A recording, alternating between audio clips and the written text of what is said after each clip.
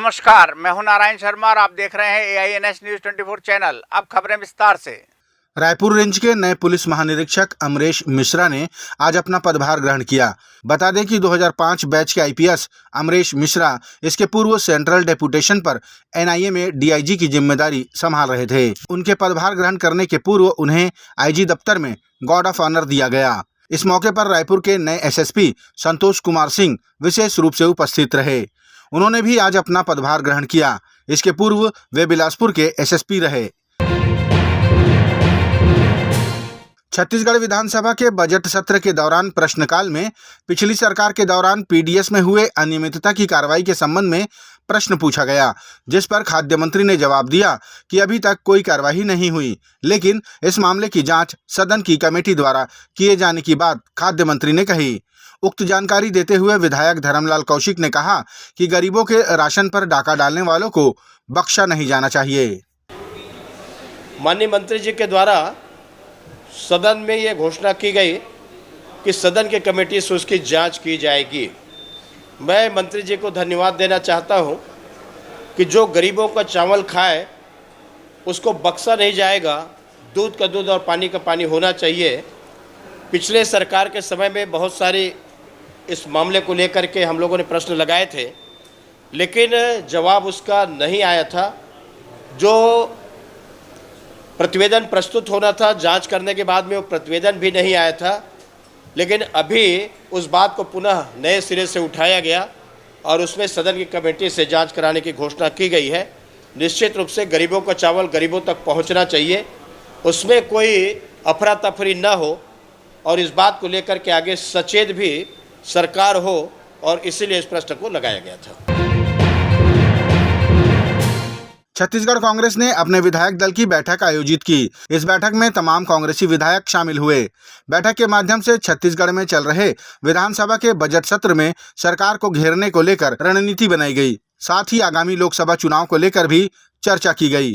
बैठक में पूर्व मुख्यमंत्री भूपेश बघेल, पूर्व विधानसभा अध्यक्ष चरणदास महंत समेत विधायकगण बड़ी संख्या में एकत्रित हुए। और सबसे पहले ये जानकारी ली गई कि विधायकों के क्षेत्र में किस किस प्रकार की कठिनाइयां हैं, कहां पर किसान परेशान है, कहां बलात्कार हो रहे हैं, कहां आम जनता परेशान है।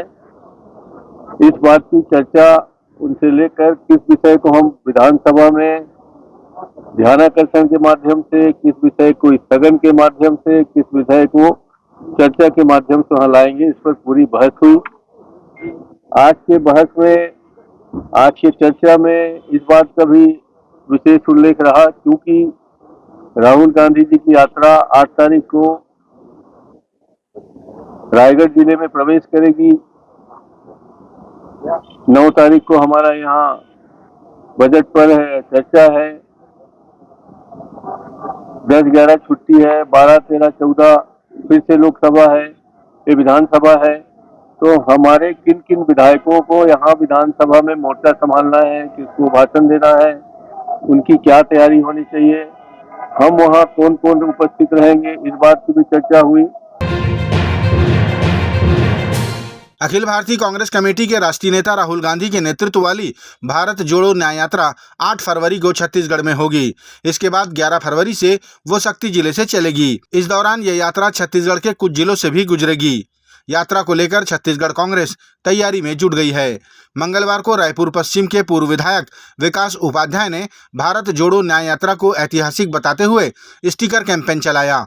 इस कैंपेन में उन्होंने लगभग 200 कारों में भारत जोड़ो न्याय यात्रा के स्टिकर चस्पा किए। मणिपुर से चलकर 8 तारीख को छत्तीसगढ़, ओडिशा से छत्तीसगढ़ आने वाली है और मैं समझता हूँ छत्तीसगढ़ में रायगढ़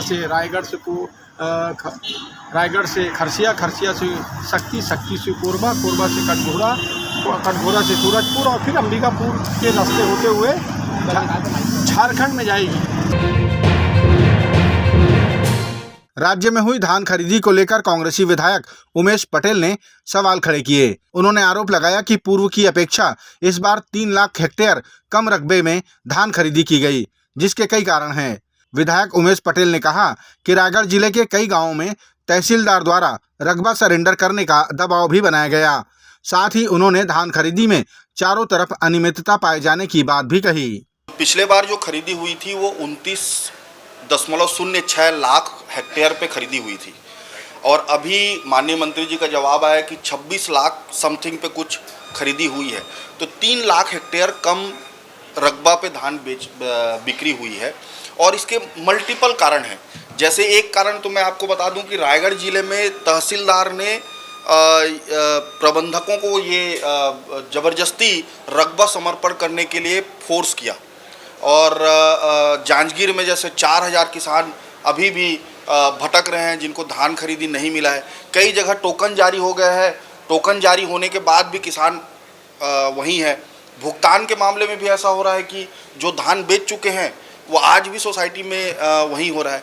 तो ये सरकार कहने के लिए बोल रही है 145 कुंटल हमने खरीदा, ये इतिहास हो गया, सबसे अधिक हो गया।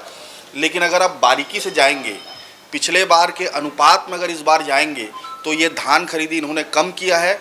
अगर ये बराबर भी खरीदी करते तो 151 लाख मैट्रिक टन कम से कम खरीदना था इनको। ये 141 या 145 के आसपास रुक गए हैं। मैं यही आग्रह करूंगा कि अभी भी कई किसानों का धान बचा हुआ है, तारीख को बढ़ाएं।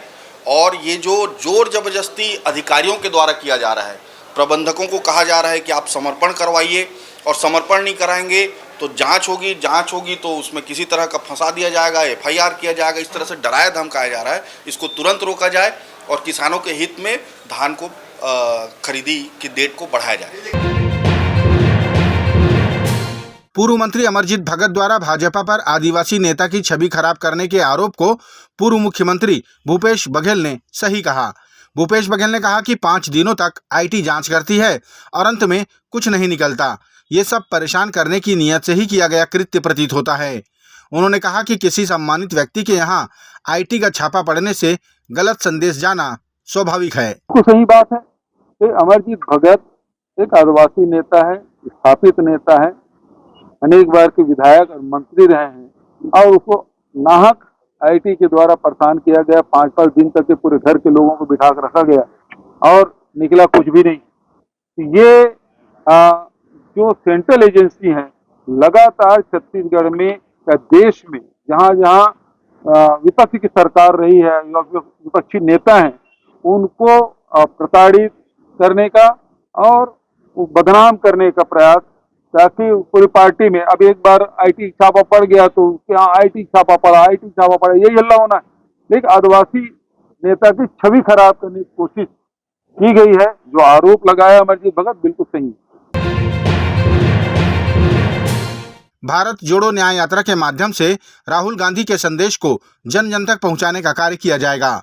प्रदेश कांग्रेस कमेटी के अध्यक्ष दीपक बैज ने बताया कि 8 फरवरी को यह यात्रा छत्तीसगढ़ आएगी, फिर 9 और 10 फरवरी को यात्रा स्थिर रहेगी, लेकिन 11 फरवरी को यात्रा पुनः चलने लगेगी।